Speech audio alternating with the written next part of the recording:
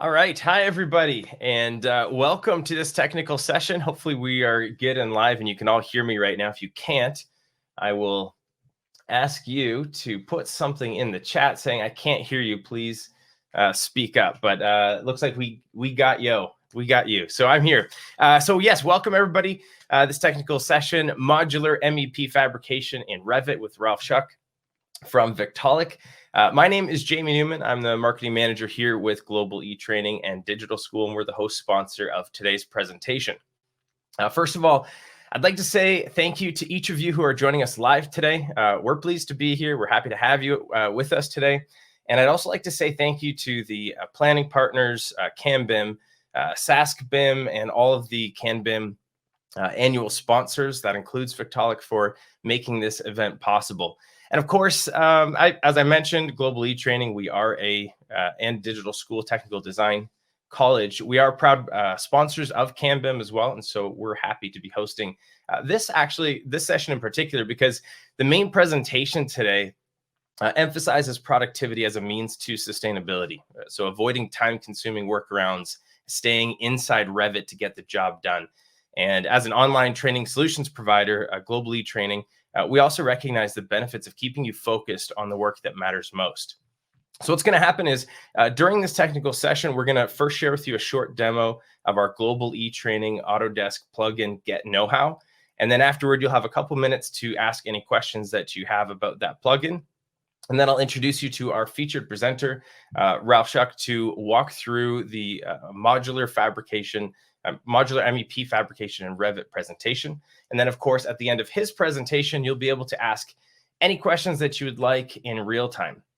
Now, speaking of questions, let's talk a little bit about this virtual presentation room that you're in right now. There are essentially two areas for you to participate in, the chat and the Q&A. You probably have the chat open right now, but if you don't, there should be a blue button, probably, I don't know, bottom center, maybe to the right a little bit. So if you'd be so kind, maybe hop in there right now, just to make sure that the chat function is working for you. And what you can do is you can just say hi and where you're coming from. So for instance, I would say, I'm in Airdrie. Let me hop over so I can see it. So I would say hi from Airdrie, because I'm in Airdrie, Alberta. So you could just go in and put a message in the public chat just to make sure that it's working. Hey from Wasag. I don't even know where that is. Wasaga? Anyway, so this chat is set up for you to engage and interact with one another. So you can have fun in there. You can chit chat amongst yourselves during the presentation. Obviously, pay attention, of course. And then if you have, it is Wasaga, and hi from Saskatchewan, and Moose Jaw. Cool. All right, so the chat function is working, Fredericton. Fantastic. So anything you want to put in that chat, just go ahead and put it in. Accept questions. If you have questions, there's another place. And so at the top of your chat box, there's a Q&A button. And if you hop over there, any question that you have in real time about either the Global E-Training plugin during that short demo, or anything that Ralph is sharing relating to Victaulic, just put those in real time. And what will happen is during the Q&A, we'll go through those and make sure that all the questions are answered. And you can even upvote questions. So if you see a question that's already in there that you also want answered, you can vote for it, and that will make sure that it gets to the top of the list in case we've run out of time. So make sure you use that, both the chat function and the Q&A section. If you put a question in the in the chat, we might not answer that.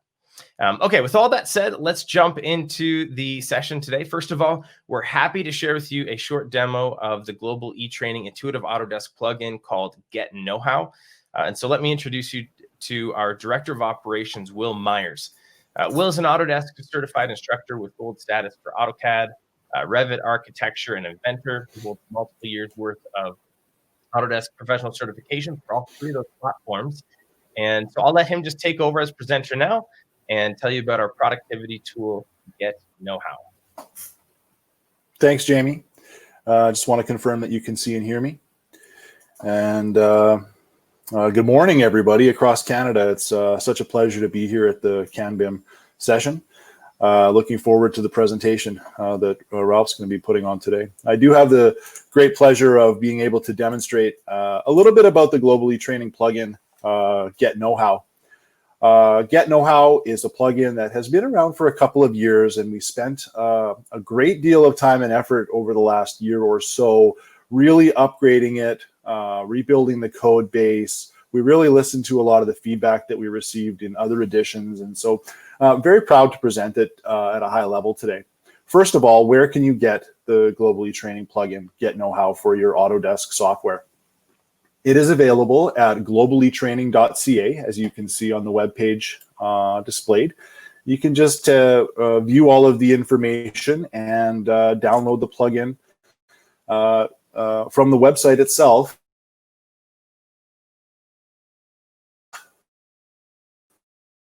It's also available on the Autodesk apps of information, technical description, and ability to download. I'm just going to give you a quick demonstration of the plugin. As you can see, it's completely dockable within the interface, and it's available for Revit, AutoCAD, Inventor, Navisworks, Civil 3D, and Plant 3D. Global eTraining runs a waterfall model, and so you can always be assured that the content is up to date. As I access the content, you can see that it's as visible or as invisible within the dockable palettes as you want it to be. And from an A to Z standpoint, you can simply go through and access the content as you would a textbook or through our learning management system. What's most powerful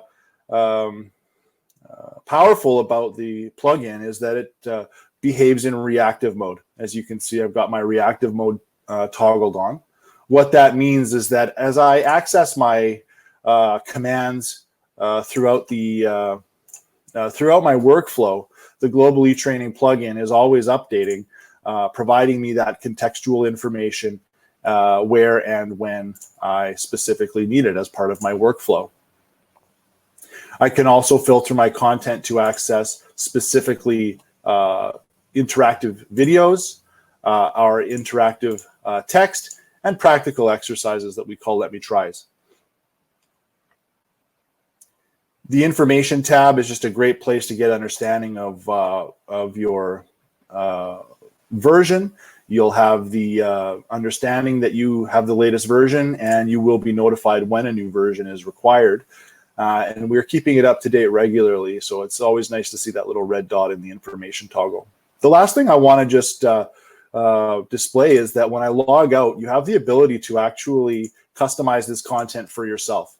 So in concert with our custom content creation tool that we call the generator, you can actually develop your own proprietary skills training, workflow training, access to resources within the plugin itself, and have this plugin be customized to suit your company's needs and present your own specific company training. With that, I'd like to thank you all for your time. I hope that you all have a wonderful and informative session today. I'm going to turn the reins over back to Jamie, and we'll get on with this presentation. Again, I hope you have a great day. Thanks again. And so thank you so much for walking us through that demo, Will. If there are any questions that anybody may have, you can put them in right now about the plugin, and we'll just get Will to answer those really, really quick. So if you have any questions about it, if you had any trouble seeing it, or if you want to just go, you can just go check out all the details of the Autodesk plugin on the Autodesk App Store. Or you can just ask me the questions. So I'll leave that for about 10 seconds and see if anybody has any questions about the Global eTraining plugin, and then we'll continue with the presentation.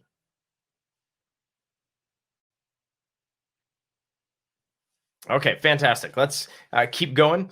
The next part of our presentation is going to be the featured technical presentation, Modular MEP Fabrication in Revit with Ralph Schoch. Ralph is the Software Technology and Internal Support Manager in the VDC department at Victaulic. And Victaulic's a leading manufacturer of mechanical pipe joining and fire protection systems. And Ralph has over 25 years experience with 3D piping systems, layout, design, and fabrication, and has been developing content for Autodesk Revit since 2009. Let me also remind you that at any point during this entire presentation, put a question in the Q&A tab. And I actually wasn't even looking at the Q&A tab a minute ago. which is kind of silly. But put that in the Q&A tab in real time when you have a question. Don't wait until the end. And then throughout the presentation, you can just upvote the ones that you'd like Ralph to answer at the end of the presentation. And with that, I'll let you take over, Ralph, with your presentation. Yeah, thanks, Jeremy. I really appreciate the introduction. Today I'm happy to have the opportunity to talk to everybody from SaskBIM and CanBIM on what modular MEP, fabrication, and Revit means to me and Victaulic. And for a lot of you, maybe you've heard of Victaulic before, primarily as a manufacturer, but we also have a global team of MEP designers, detailers. We use Revit full-time in all our team, and we build tools around our internal processes, and we make those available to our customers and partners. So we pretty much touch all aspects of a project, and really for us it's important to really partnership and work with the customer to make sure that they have all the information and technology needs that they require. So today, just to cover some of the basic learning objectives, we're going to go over some of the creation of assemblies and schedules within Revit. How are contractors taking the engineer's model and converting it over into a construction model and creating fabrication documents. How is the different ways of creating these assemblies, or what in the industry would call spool drawings. I'll talk about how we can access data within Revit, how that has been really effective in reducing waste on the project, and also understanding areas of the project that need to be pre-ordered or changes. One great thing for Revit is that Revit has a huge advantage for the engineer, but honestly, the advantage for the contractor we've seen has been even more so, because the waste on projects is incredible. And for us is, building tools that wrap around Revit and other BIM software, it allows us to really reduce that and hone in on a project, make it more of a manufactured project, whereas the pieces and parts are well thought, well designed, commonality across many projects within your MEP piping system. So that's going to little bit of that I'll go into as well. And then really, how do we use Revit to enable a better project and manage risk in the project? So a little bit about sustainability. Obviously Victaulic, our products and pieces. I was walking by coming into the office today, and I looked over, and we have a huge scrap pile of all the recycled materials that come in to make our fittings and couplings, and we also recycle all the sand and collect that. In past, a lot of this would have been new materials. Now, we're really pulling in from those existing materials and recycling 90% of the products that we make are reused. So one of the things I want to talk a little bit about is some definition of terms. So there's a thing that we hear about out in industry. It's called industrialized construction. Through that, you hear that is including prefabrication, additive manufacturing, so 3D printing, right? Robotics, big data, AI analysis, IoT, information technology, Internet of Things, I should say. So through all that, what we're trying to really do is eliminate waste in a project. All too many times, we treat each project as a unique thing, especially on the MEP side. Obviously, every building on the architectural side is unique, but on the piping and system side, there are a lot of similarities that can be made. And, one pump is going to be very similar to another pump. So if we standardize the way we do pumps, and we standardize the way we do PRV stations and things, it really can improve our efficiency, not only on the manufacturing side, but also on the installation side on our projects. So, for us, there's this thing called DFM, Design for Manufacturing, and this is a industry term. But really, it's we're using Revit, or we're using AutoCAD, different tools to build these models. But really, there's a lot of opportunity in there to really standardize the way you model things and the way you build your systems, right? So just as you see in the picture there, that PRV station could come out to the field in a bunch of parts. Now you may be missing a part, or you're going to have a challenge finding something that isn't the right piece, or maybe there's a issue in manufacturing that the piece doesn't work. Whereas if you send out a pre-made module that's already set up, in this case a PRV station, you can really maximize the way in which you're manufacturing, or in the way you're building those pieces and parts across many projects. So you get, as you make components for projects and you keep things consistent and similar across all your projects, it really brings down cost of the entire building of those components. Even though potentially that system is very complicated, the cost will come down because it's consistent. We're creating hundreds of similar pieces and parts.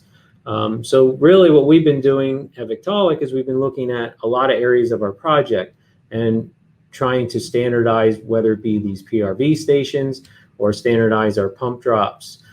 Here's two instances, right? So up on the left side, you see this trailer of how a contractor could do it with Victaulic and how it's typically done with welded. So when you look at that welded spool, you see down there that is a very complicated spool to make. There's a lot of time that requires to figure out what angle things are made at, and to get everything set properly, and then to get that piece out into the site and to make sure it fits. For us, what it's about is simplifying the system, breaking it down into very simple parts, elbows and pipe primarily. And that makes it easier to install, it makes it easier to fabricate and copy. So traditional installation, we look at joint counts and we try to reduce joint counts on our system. So we can go from a 66 joints in the field all the way down to 12 joints in the field to really reduce labor and waste. I don't know if there's any questions. I guess I see that there might be something, but let's see. But we can also take questions at the end as well.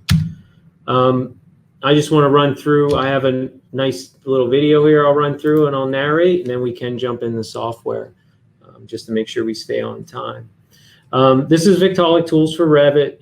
For us, a big thing is, within Revit is content, right? So you need what we call active smart content. And really, what does that mean? That means that, we think about how we build families. So you can see here, I'm piping up this equipment drop. And all I basically did is place one component, and that placed the suction diffuser, the butterfly valve, and all the taps. We're consistently thinking across the project, and we're making sure that's standardized. Here's something that's always a challenge, is rotation in Revit. So we build tools around doing simple rotation functions. That really should be part of the native software, but we made it part of our tool. Also, here's what we call our delete pipe tool. Inside here, when we're routing, we're able to combine fittings and pull things fitting the fitting. On the engineering side, this helps eliminate a lot of rework and RFIs that come back in from the contractor. Here we actually have a tool that we can take this entire project and split it up into what the industry calls spool drawing. So those things you saw on that picture of that truck of all those little segments, this tool automatically splits the project up into those segments. And you can see in here on the right, we have a list of all those different assemblies. As with any project, there's always changes come in. People may want this spool to be 2 spools or 1 spool. So basically the tools that I'm showing you now can combine and split different assemblies. So we can actually react to field changes or field requirements based on how we want to manufacture and ship the project out to the site. So it makes it super easy to do. So a lot of the tools that we build, obviously are around the BIM coordinators, but also they affect everybody downstream to help reduce waste and time and allow you to easily make changes within Revit. There I was renumbering spools, which happens all the time. Here I'm creating the fabrication drawings, the spool sheets. So this is an automatic process that we built within Revit. It'll create the bills of material. It creates the ISO views. Basically everything you need, right down to a QR code to link that data across the project, right from the spool drawing right into the project here. We sequence our projects, so we can see over here on the right, I'm adding data to the project as far as how I want to sequence it. What do I want to fab first? What do I want to fab second?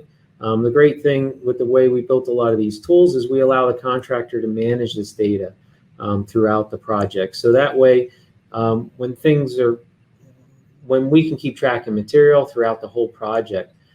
Here I'm actually using a tool that's great for engineers and contractors, is a filter generator.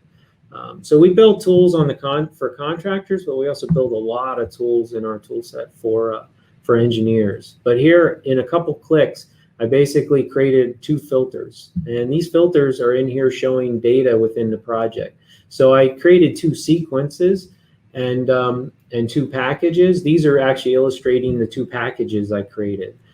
Inside Revit, we created this thing called a package, and a package is just the amount of things we're going to send through to fabrication at one time. It's a piece of data on our components that says, hey, this is a group of stuff that we're going to fabricate at this one time.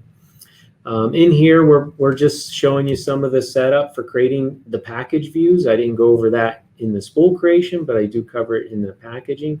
In here, you can see here we have all the different tags, and I'll just pause that. We have all the different tags for the assemblies, so the field crew can know how these pieces and parts go together. And here we have plans and sections.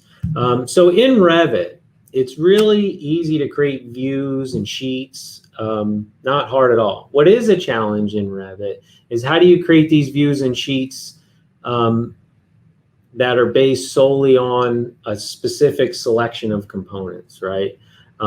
So that is a little more challenging. That requires filters, requires potentially special parameters within your project.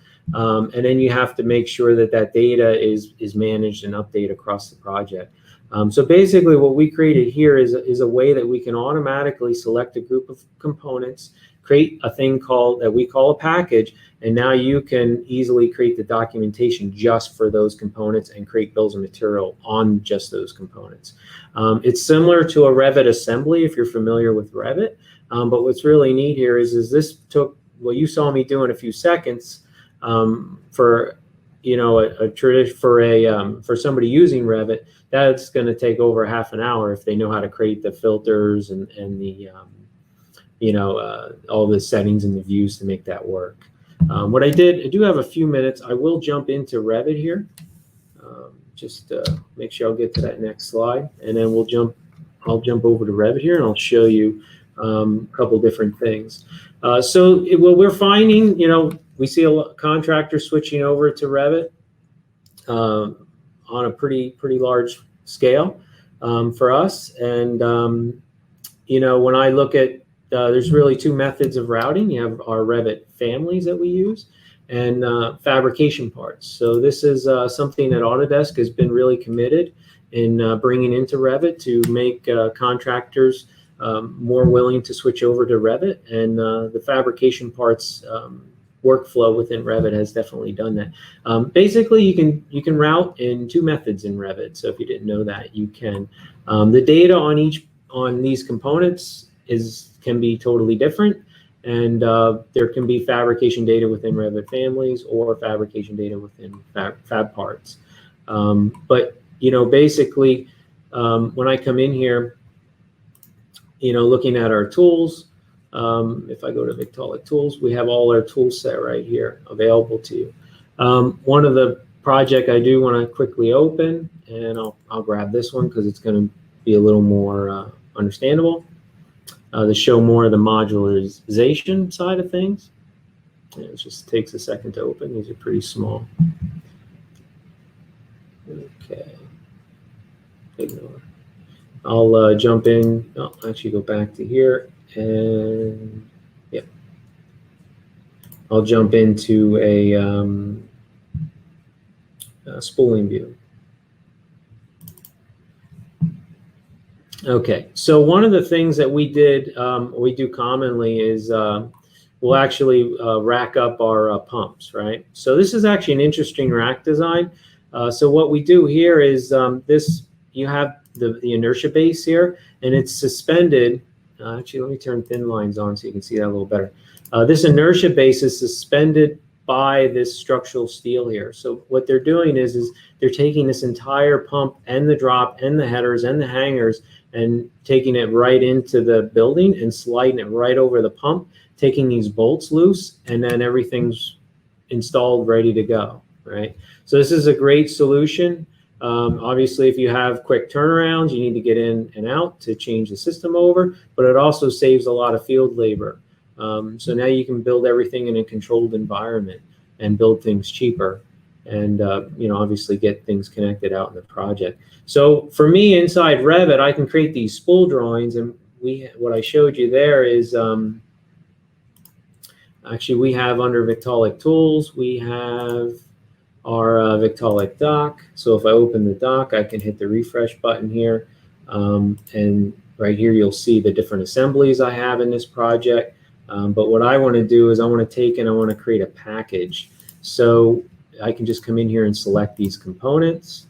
So I'm going to put this rack in it, and then I'll also grab these hangers, right? So for me, I want to take all these individual spools and these components and make a piece of modular fabrication, right? Inside Revit today, there's no easy way to do that. So if I go up to our toolbar here, there's a button called Create Package, right? So if I create that package, I can call that, I'll just call it skid. I'll call it pump skid. Pump skid 1.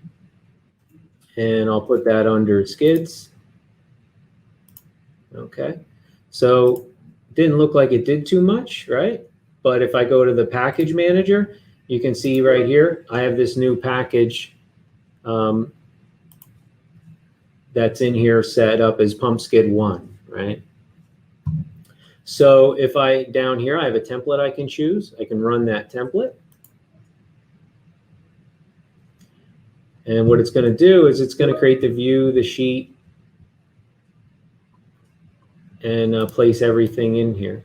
Now you'll notice that the view was off into the side, and that's because of this origin right here. If I hit Control, you do have to be aware in Revit 2020 now we have the internal origin point located, and sometimes that'll mess up your views a little bit.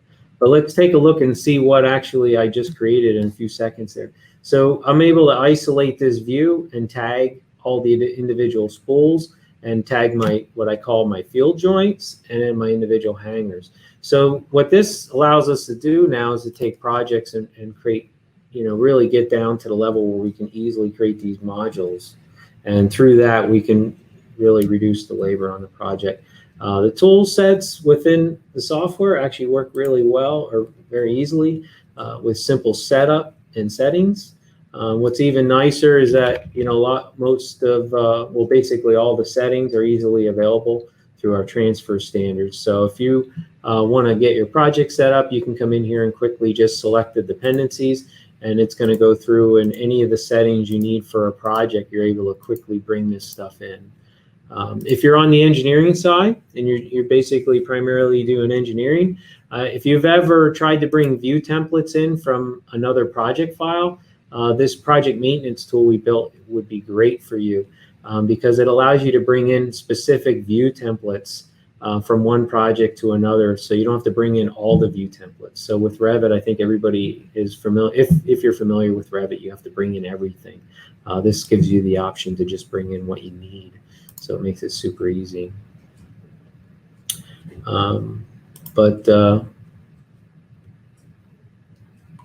Yeah, that's basically the packages. I just want to make sure if there's any specific questions, let me just jump in the Q&A. I don't see anything in there.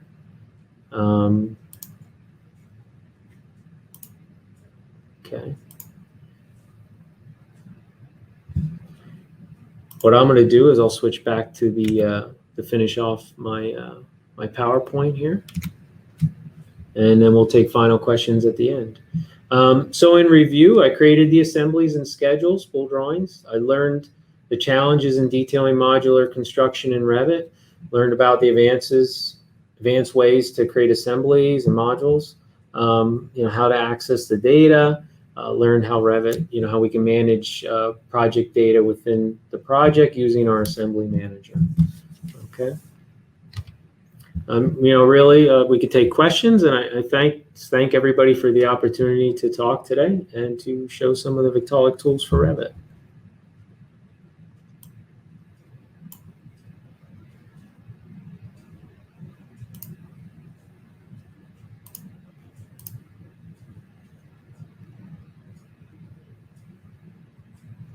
Okay, it looks like we do have some questions, actually. What are your thoughts on this? So what of our, what's the future of our industry, future for our industry? So in the data science side of things, you know, I honestly look at buildings. Obviously, buildings are going to continue to become more and more complex. I think we always want something pleasant to live in. We don't want to you know, I talk about manufactured components. I don't want a manufactured building per se that doesn't feel like a bespoke place to be, right? I mean, environments have a direct influence on how you feel and your general well-being.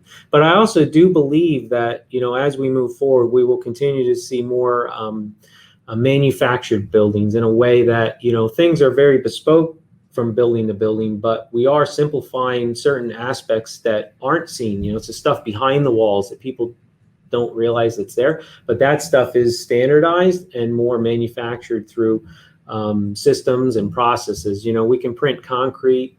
Everybody's probably seen that. I don't know how far. You know, we're creating hospital bedrooms. You know, bathroom sets, and we're bringing those out to project sites. So, you know, a lot of that stuff. I think as we continue to move forward, I mean, a lot of this site work is going to move more into a manufacturing environment. And I think, you know, it's just a matter of time, because for us to build the amount of buildings that we'll need in the future. Yeah, so there is a question on reducing the number of joints. You know, obviously, the less, you know, every time we reduce joints in a project, that's going to reduce the overall cost. If you're more interested in going down that, and I would also say another benefit to using our products is really the facility maintenance side. It makes it a lot easier to get in there and take something apart. So you're talking about 2 bolts opposed to, you know, 4 to 8 on a flange. That's something that our local sales rep would be more than happy to help you with, and I can get you in contact with that person. And I can show the bill of material process. Looks like we still have enough time to do that. Okay, so let's, I'm going to actually switch over to Revit. So the bill of material process is actually, we have 2 different ways of doing bills. I'm going to go into this, actually I'll go back into, let me go into this, into one of the assemblies and see what we have in here. So we have 2 ways of doing a bill within Revit. We basically created a tool called the Procurement Tool. And if I come up here and I select that, it'll scan the model or the view or whatever I have in my selection, and it's going to pull a material list that quick. You know, this is a Victaulic material list, but it doesn't have to be. This will pull a bill of material list from anything, from any content, from any level of managed content, unmanaged content, whether you have shared parameters or not. So one of the challenge for us is that, you know, Revit has all this data, but we can never get to it, and it was very frustrating. So one of the first tools we built was just a tool to mine the data on the fittings and parts so we can get an accurate bill of material. So looking at that, what you can do is we have this thing in here called columns under this was all in the Procurement Tool. So in here, we have the ability to bring any amount of columns in here, but we also have the ability to bring in 8 custom columns. So if you're using Dynamo to pull in, you have to get somebody to write a Dynamo script every time you want to get some more information on your families because you didn't use a shared parameter and you don't have all that stuff linked up. There's probably some people on this call that know what I mean. You can simply just type in on one of these custom columns, I can just type in angle, right? Oh, I gotta actually spell it right though, because it is case sensitive, A-N-G-L-E, right? So, and the user parameter is going to be A-N-G-L-E, angle. So a lot of times on fittings, especially elbows, there's an angle parameter. People put that in, right? It's very common. And then I got to go back to columns and I got to actually tell it to use that column. There's a little checkbox right here. So now you'll see there's an angle column, but it's empty. So just close that, rerun the procurement tool again. Now it knows to look for that angle parameter. If I go in here, maybe I don't have angle on any of those fittings. So let's take a quick look. I'll just show you here. Spooling view. If I just select, let's see if I have any generic. I'll actually route some generic to show the point here as well. And I just do have to watch my time. I do have a few more moments. I have doing okay on time. And let's say we'll make one that, let's see if we can get a weird angle there. All right. So if I run a bill now on this generic stuff and some Victaulic things, components, right? And I go to one of our tools called the Procurement Tool. Basically in here, you'll see the different angles, right? So if, you know, that's just an illustrated point that, hey, you know, now I'm getting the size of that generic elbow. I'm getting a parameter of angle so I can see if I have any weird angles in my project. This is actually a great, I mean, this procurement tool is a great tool for pulling materials in that way. Let's see here, Q&As about sequencing. How much detail in the family content is needed? Almost no detail. I can pull bills of material and spool off generic. I just can't rely on the cut lengths. So if, you know, just be aware that if your centered ends, our centered ends and gaps on our pieces and parts are accurate, if you can use welded content, groove, other, you know, like sweat. And as long as they're dimensionally accurate, you can totally get right down to the cut level. But otherwise, you would just provide center to ends or center to centers, and the fab shop could figure out the cut lengths. So you don't really need super high-end content. The sequencing, that will just go full. So basically on the sequencing, there was a question, a little more. Just as an awareness, we are using selection sets to manage the sequencing. Or actually the packages, right? So within package, I don't know how many people ever use the selection sets, so you can actually save those. That's how we're creating the packages. On the sequencing, we actually have a tool in here. We manage our material to a high level. Obviously, we're a manufacturer. If we work on a project for you, we better make sure our stuff shows up on site on time, or that does not look very good for us. So we actually break down projects by sequence. We track the material on site dates. We track really 20 different other dates, and we really keep an eye on your project, make sure that we're getting information in, we're getting information out, and you know, if you don't get this information to us, we can't get that fab to you then. So that's just something to be aware of. Tool set needed to export. Okay, just reading through the comments or questions here.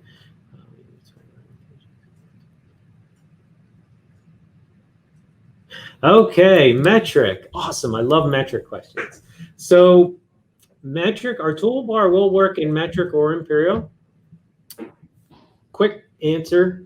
Our content for the US or for the North America content, standard metric dimensions and standard dimension or metric sizes and the imperial sizes are in the lookup tables for our fittings. I'm probably going into way more detail than you wanted, but I will say it is critical that when you're routing, I know in some areas of Canada, you know, we use 6-inch pipe, going to work every time. There's only one 6-inch pipe. You do have to be aware there are some, if you really want to use the nominal metric sizes, if at all possible, because that's going to create an issue when the part tries to find the specific dimensions in the lookup table. So, basically what I'm saying there is you need to use 150 millimeter, 100 millimeter, like 125 millimeter, whatever standard metric sizes if you are using those. The main reason is some parts of Canada, you do use OD sizes, right, for nominal. And unfortunately, inside Revit, that's going to be a challenge. So to get that to connect with anybody's content, you would have to go in and edit the lookup tables. So if there is some question on that, I'd love to talk to you. I can go over if you need to do that, how it can be done. Some Excel tools that we have that'll just burn down through the entire lookup table and convert the information.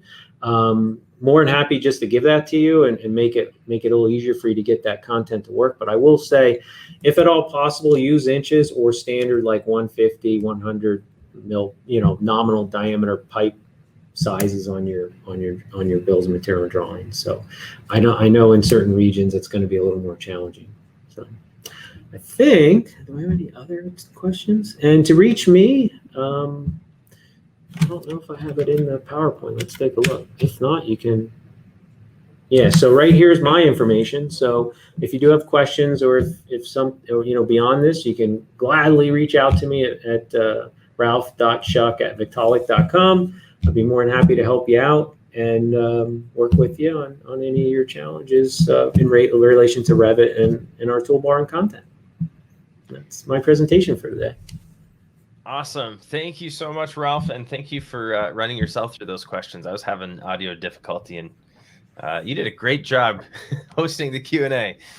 So fantastic. Thank you to everybody for attending this technical session today. If you found value in the presentation today, which I hope you did, I did, let me just encourage you to share this event and future events with your colleagues so that we can just reach more people in the BIM community. As a reminder or refresher, in case you joined late, this session was recorded. So if you had any technical difficulties, you'll be able to see a recording of that, and you can also share that. And that'll be available at cambim.com. You can also join the CanBIM mailing list to hear about future events and initiatives. And again, that information is also available at cambim.com. Next up, we're going to have a short break, and then at 11:30 Eastern Standard Time is the executive session. So make sure you don't miss that. That's Sustainable Business Models with Tim Coldwell, president of Chandos. And we'll see you then. Thanks so much, and have a great day, everybody.